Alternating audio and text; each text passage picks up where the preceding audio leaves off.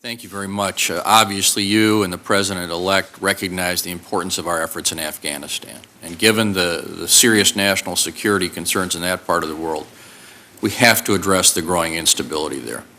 But keeping in mind the lessons to be learned from Iraq, we need to address Afghanistan comprehensively, which I know you realize includes looking more broadly at Pakistan and India and Iran and the larger region.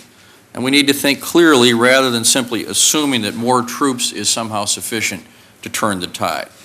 Now, you and I discussed the fact that there is a significant military review underway, but will there also be a policy review to ensure we define the full scope of our mission in Afghanistan and explain to the American people how sending more American troops actually fits into a comprehensive regional strategy?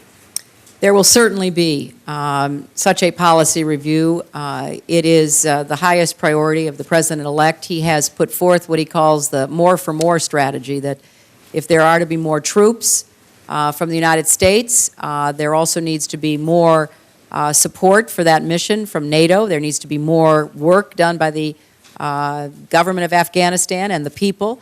And I would add that the more for more strategy is not just on the military side, it's on the civilian and development side as well. We have to look at Afghanistan and Pakistan together, particularly the border region.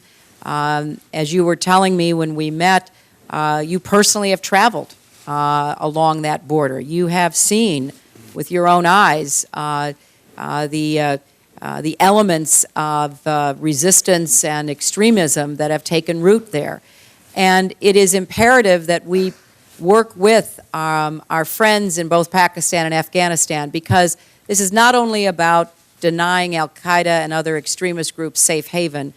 This is about persuading those two countries that their security and their future is also at risk. And I am encouraged that the democratically elected government of Pakistan seems to be much more aware of how this is their fight, not just ours.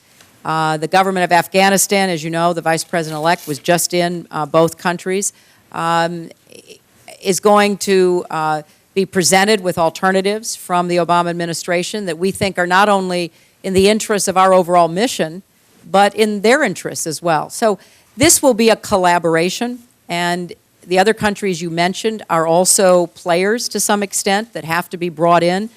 So I anticipate, Senator, having a civilian review and a civilian presence that will be the counterpart of the military review and the military presence. Thank you, Senator. Thank you, Mr. Chairman.